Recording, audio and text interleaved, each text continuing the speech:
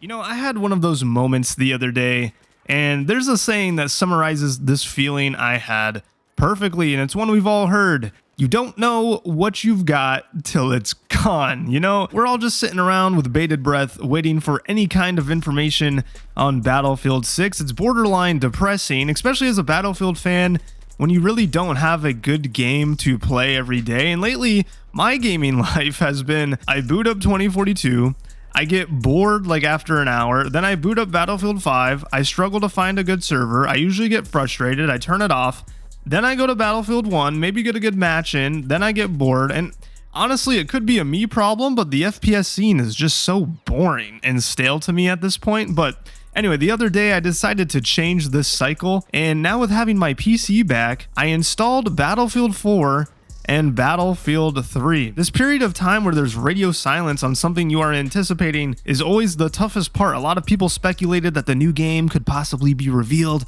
on June 6th at Summer Games Fest, which was always extremely speculative, especially when it was discovered that EA wasn't even on the released partner list for Summer Games Fest. But some of us had our hopes up, naive or not, that maybe, just maybe, EA was going to surprise reveal the game on June 6th. Well, today is June 8th, and the event has come and gone, and absolutely no word or peep from DICE or EA. So here we are, still waiting to see what happens with the rest of this weekend. Maybe it's next week with their own dedicated play event. Maybe it's not even this month. Maybe it's July. Regardless, this video is about my experiences lately with going back to the older titles of the franchise, mainly Battlefield 4. This is a game that I've put an immense amount of hours into in the past, a game that when I would think about playing it recently, my brain would go, well, that was such a fun time, but I've experienced all I could by now, especially when it's a game that was released over a decade ago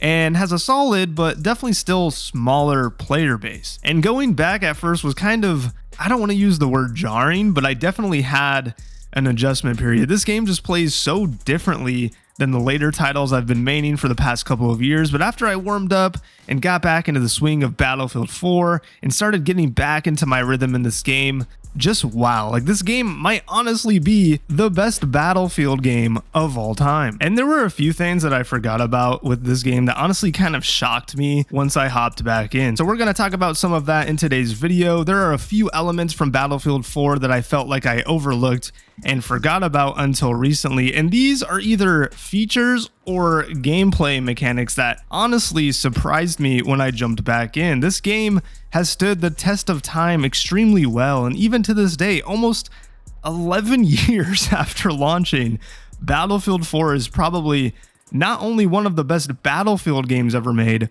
but one of the best FPS shooters to ever release. Really quick though, if you are enjoying the content around here, make sure to hit that subscribe button. I really only play Battlefield here. It's my favorite gaming franchise of all time. So if you're a Battlefield fan like me, definitely stick around for news, updates, streams, which will be starting this Monday, by the way, or just my opinions on the franchise while we wait for the new game. Let's get into it. I know I see some people mention this first feature on Reddit as something they'd like to see make a comeback, and I do highly doubt this will ever make a return.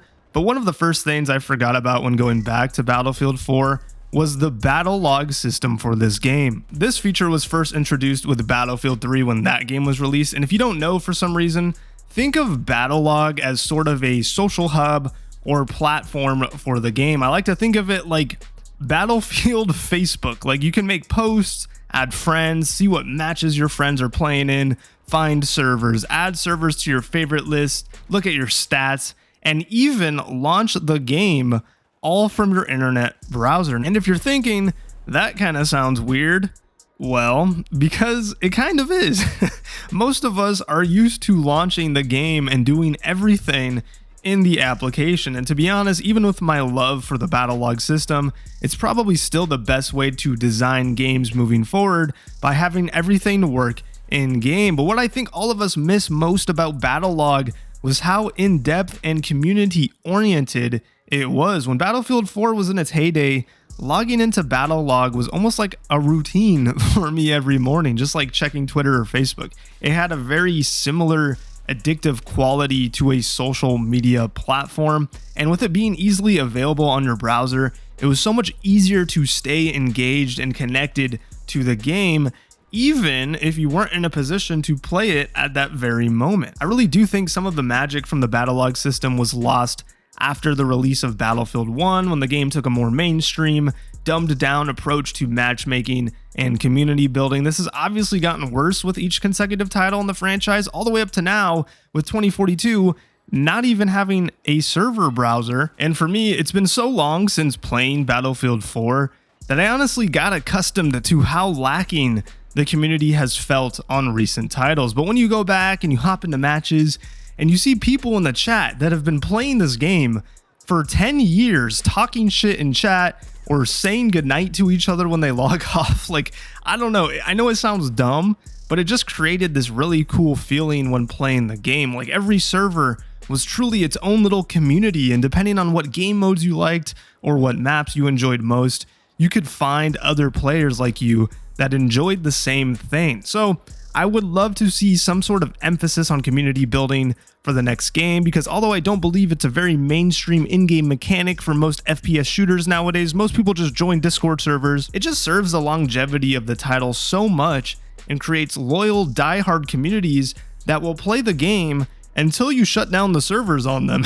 Even something as simple as bringing platoons back, which is Battlefield's version of clans from Call of Duty, would be huge when it comes to facilitating a feeling of community for Battlefield 6. The second thing I forgot about, and this isn't really a feature but more of a game mechanic or feeling, but after playing Battlefield 4 for the past few days, I am now more than ever extremely confused at some of the people that freak out in the community over movement in the Battlefield franchise. Battlefield 4 is way more fast, upbeat, smooth, responsive, bunny hoppy, crouch spammy than I remembered. And I would see people talk about this on YouTube or Reddit, but going back and actually playing it for yourself really shocks you, because I feel like most of us think of traditional Battlefield movement as a little bit grounded and a little bit slower and down to earth without all the sliding or tack sprint that most modern FPS shooters have nowadays. And no,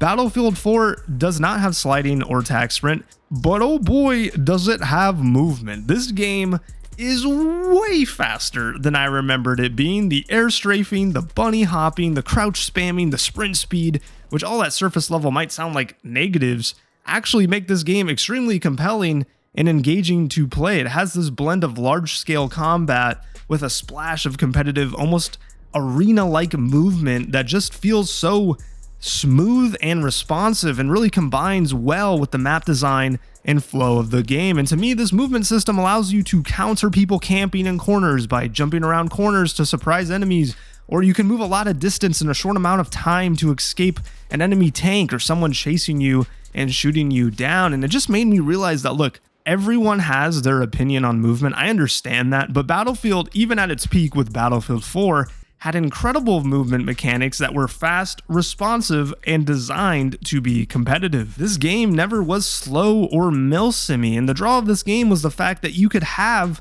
an arcadey type of experience in a world that was realistic, gritty, and cinematic. And it's hard to feel this by watching videos on YouTube, but if you haven't played Battlefield 4 in a while, go back, play a few matches, and I promise you, you will realize that movement is extremely important in this game when it comes to performing well and outgunning your opponents. And to me, going slower like they did with Battlefield 1 is what ironically made that game feel more like casual or entry level and watered down, because Battlefield 1 is a great game, but I do find it frustrating when I play it because of how slow it all feels. I know it matches the World War I setting better, I completely understand that, but I just find myself frustrated in that game when I can't use my movement to give me an advantage during firefights. But when you're playing a match in Battlefield 4, your player model just feels so, like, athletic, for a lack of a better term. Like, you're just so light and fast and fit, and it just plays so well. So I hope they keep the movement fluid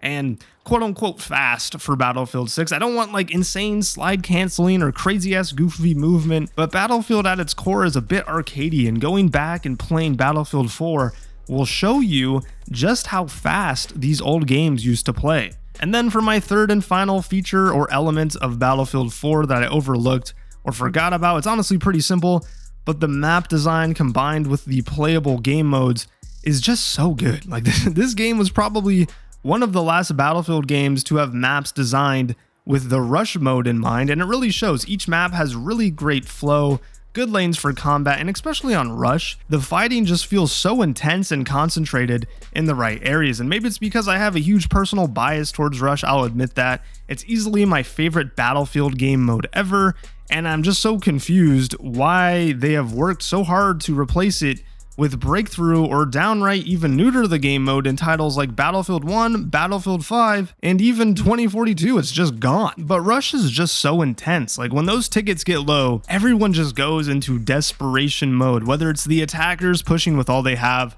to arm the final MCOM, or the defenders trying to hold on for the final minutes of the match to end the game. You just don't get that much intensity with breakthrough, in my opinion. And when you go back and you play rush in Battlefield 4, there's nothing that really gets the blood pumping like playing a match of rush on Propaganda or Operation Lockers, for example. It's utter chaos, but it's funneled so well with the map design that it never feels like a complete confusing death fest, right? Like there are true battle lines, flanks, and strategy that each side can use to win the match. And I really hope rush can make a triumphant return in Battlefield 6, because it used to be a core mode of the franchise, and it's honestly perfect as is to me. Breakthrough is fun, don't get me wrong, but I can't help but feel that no matter what way you look at it, it's just a watered down version of rush. The maps in Battlefield 4 also blend urban combat with the large-scale nature of Battlefield titles extremely well. I don't know if it's the scale of objects compared to players or what it is, but every map feels epic, while at the same time still feeling 100% traversable as an infantry player. This map design does seem to be making a return in the new game based on all of the leaks we've been seeing from Battlefield Labs, and I know I can't shut up about Rush, but if they inject that game mode back into the franchise, I really think we could have some banger moments in store for us with Battlefield 6 like we used to have back with Battlefield 4. But that's going to wrap up the video. I've been having a ton of fun in Battlefield 4 recently, so if you guys enjoy seeing some BF4 gameplay, let me know, and I will definitely have more in store for future videos. But what do you guys miss from Battlefield 4? Do you still play it from time to time? Are there any features or mechanics from that game that you would like to see make a return for Battlefield 6? Let me know in the comment section below. I would love to hear your thoughts on the topic. And if you made it this far in the video, I do truly appreciate you. Who knows, we might get a reveal tomorrow or today, depending on when this video releases, or we might be waiting a few more weeks for the trailer. No one really knows, but I think we can all assume that it's close, man. It's getting real close. And thank God, because it's getting really tough to find games to play while we wait for Battlefield 6. I also will begin streaming starting this Monday, June 10th, so definitely hop in and say what's up if you got the time on Monday. If you enjoyed today's video, make sure to hit that like button. It truly helps me out a lot. Subscribe if you are new here, and until next time, my name is Sam. Hope you have a good one. Bye.